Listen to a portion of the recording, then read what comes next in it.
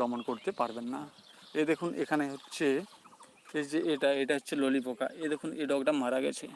এটা হচ্ছে এর ভিতরে পোকা আছে। আমি আপনাদেরকে সরাসরি দেখিয়ে দিচ্ছি। দেখুন এখানে পোকা আছে। এই দেখুন পোকার ছিদ্র করা ঘর দেখতে পাচ্ছেন আপনারা। এই পোকার ছিদ্র করা ঘরের মধ্যেই পোকাটা আছে।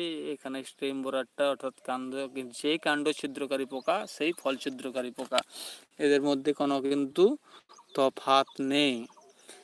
যেই কাণ্ডকারী ছিদ্রকারী পোকা সেই হচ্ছে ফল ছিদ্রকারী পোকা, এর মধ্যে কোনো তফাৎ নেই। আপনারা এর জন্য কি কি কীটনাশক দিবেন সেই বিষয়ে আপনারা যদি কমেন্ট করেন আমি অবশ্যই আপনাদেরকে উত্তর দেওয়ার চেষ্টা করব। আর ভিডিওটি আপনারা যেহেতু দেখছেন অবশ্যই লাইক করবেন।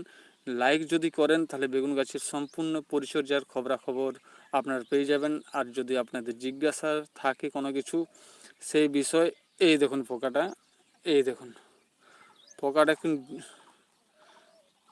এই আমার নখের সামনে এটা দেখুন পোকাটা আছে, নখের সামনে পোকাটা আছে, টেনে বের করলাম। এই দেখুন পোকাটা হয়তো নখে কাটা হয়ে গেল।